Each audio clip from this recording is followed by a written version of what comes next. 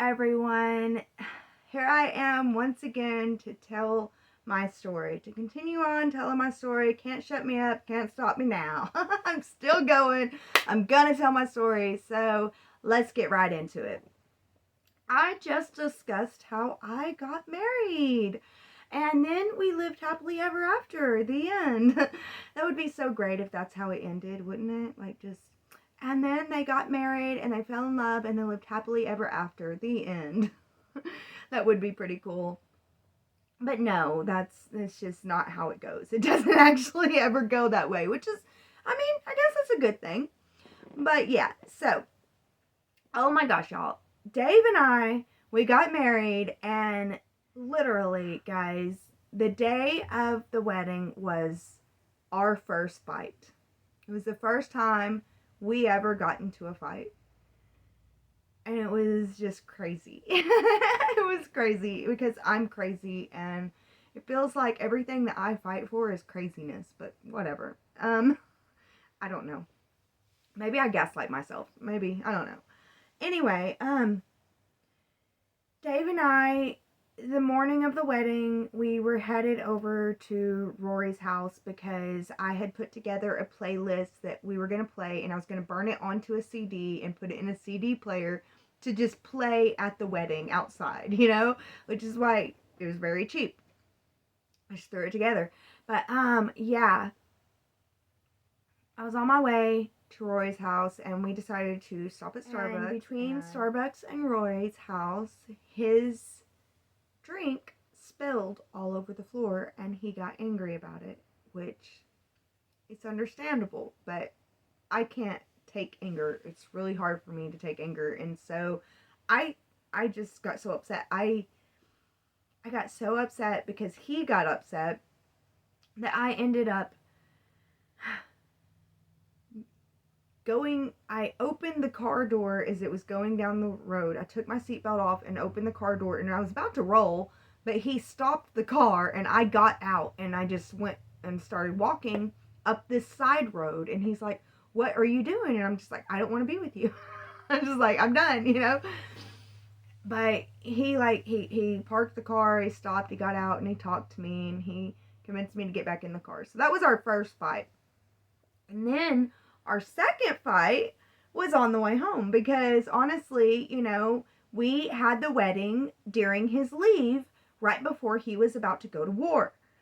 So literally, we did the wedding and everything, and his family was trying to get him drunk, which he couldn't do. We had to drive all the way home. We had a big old U-Haul because we had all kinds of stuff, and it was just like, no, this is not going to be possible. We had to leave right after the wedding in order, because we were 2 states away from his post. In order for him to make it in time, we had to leave then.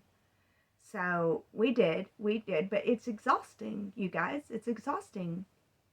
We had only been in town for 3 days, and during those 3 days, we were getting ready for the wedding, getting ready, and then we had the wedding, and then we had to take off.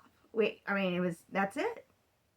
And so, yeah, it was exhausting. And, we had 2 kids, and I was pregnant, and on the way home, we were both exhausted, and we got into an argument. I don't even remember what the argument was about.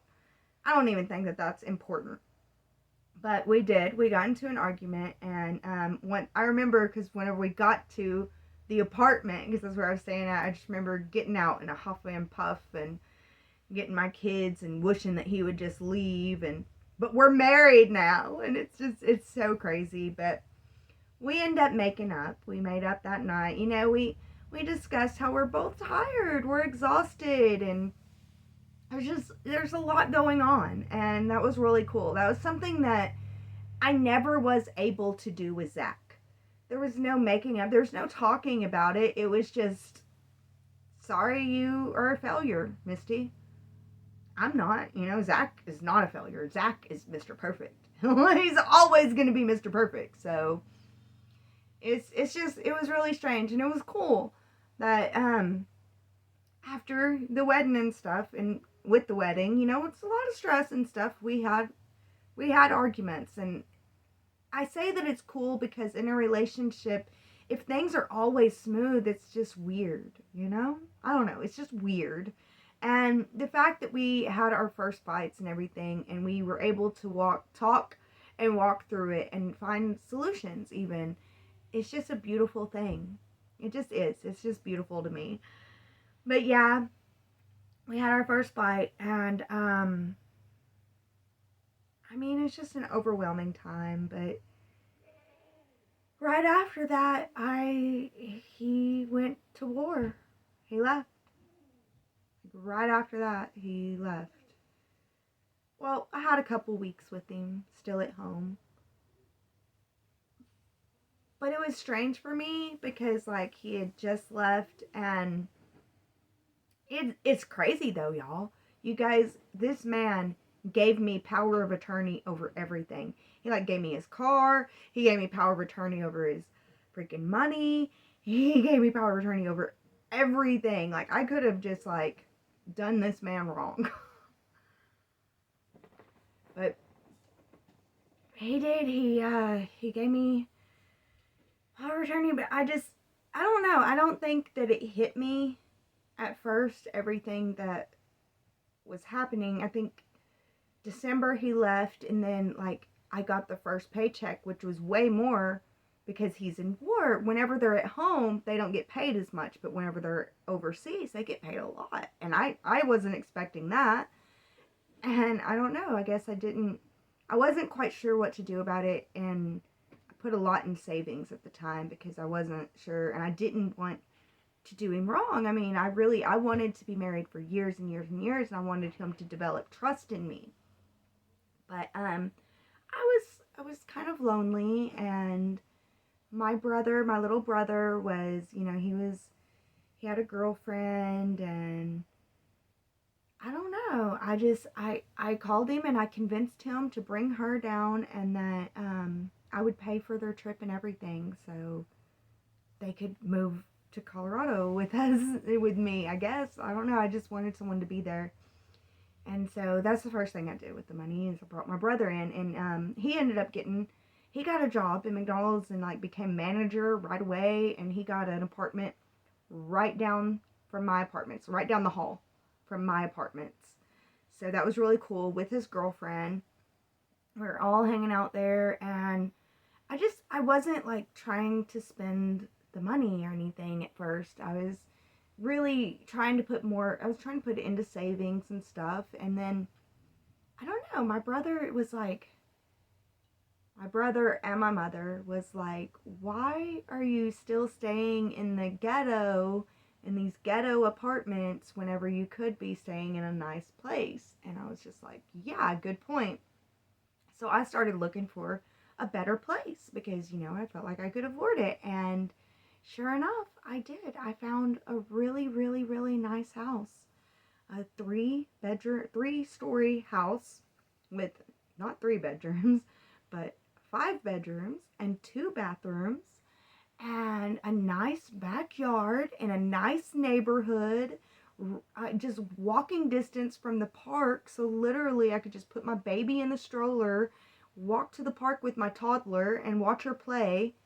And I was just like, yeah, this is where we're supposed to be. And so I got us our first place, and it was pretty neat.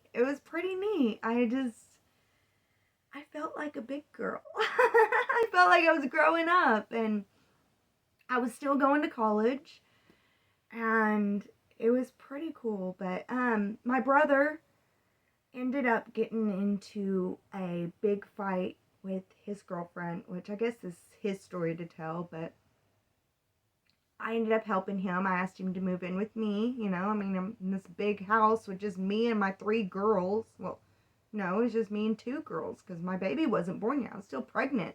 In fact, whenever I moved, I was 8 months pregnant. So that lets you know about the time that I moved. I was 8 months pregnant, and my brother and my mom, I was asking them if they would help me move, and I only had so much time. If I didn't move out by this time, I would have had to pay another month's rent, and I just didn't want to do that. So only had so much time to get my stuff moved, and my brother and mom said that they would help me, but they kept saying tomorrow, tomorrow, tomorrow. Well, it became tomorrow's my last day, and then this is my last day, and they still said tomorrow. So I just started moving everything. And then, like, I don't know why, but like, my brother got upset that I'm moving everything as far along and pregnant as I am all by myself. And like, he calls my mom and tells her, and then she calls me and she's like getting on to me this whole entire time, telling me that I don't need to be moving all by myself. I have nobody. You're who I have, and you won't come, you know? So I don't know what you expect from me. But I did. I did it all by myself. And yeah, it did. I did have some Braxton Hicks, but I mean, at 8 months, you're going to have Braxton Hicks anyway. Anyway, I did. I moved it. I moved everything all by myself. And it wasn't easy, but I did it. I did it. And my brother did start coming. He stayed with me, and unfortunately, his girlfriend, I guess, had pressed charges on him or something. And he, while we were at my house, my brother was in the kitchen, you know, and I was making dinner and everything, and a police officer knocks on the door, and I go to the door and I answer, and he's like, I'm looking for blah blah blah blah blah, my brother's name. And I'm just like, he's right there. Like, I didn't even hesitate. And I don't know, so many people have made fun of me. I guess I'm a narc. You can say that. I'm a narc. I'm a narcissist, and I'm a narc, I guess. I don't want to tell on you because I want to. I'll just do it. So I'm sorry if that makes me a horrible, awful person. I know for a lot of people in the criminal community and in the poor community, I mean, it makes you an awful, awful person to be someone that would tell on someone. But I don't know. It's just who I am. I can't lie to police officers. I can't. Oof, they scare me. They scare me, y'all. They scare the flunk out of me. They do. So I don't know what to say. Don't expect me to tell police that, you know, like, I can't be your alibi. I'll get scared and be like, no, here's the truth. You know, like, I'm so scared they're going to see the truth or something, you know? So, anyway, my brother ended up in jail, and I felt so bad, you know, so I went and bailed him out, of course. And yeah, I don't know. I just began to live my life, and at 9 months pregnant, my husband gets to go on leave. During his tour is 15 months long. So for 15 months, he has to be in the war lands, is what I'm going to call it. He has to be at the war zone for 15 months. During the 15 months, he gets to come home for 2 weeks, which they call leave. And during that leave, you can kind of try to schedule it for the right time if you're having a baby. And a lot of times other soldiers will trade leaves with the guy if it seems like his girl's going to have a baby at home. You know, they work with each other like that. So my husband's leave, we set it to be right at my due date. And he had an opportunity to come home 2 weeks early. And we were like, just do it. Because we so wanted to see each other at that point. And so he did. He got to come home 2 weeks early. And that's what I'll talk about on the next webisode of my story. So thank you guys so much for being here. Thank you for watching. You made it to the end of another webisode of my story. I am so grateful for you. Words can't even begin to express. But as always, I pray that you are blessed with lots and lots of love. That's all she got.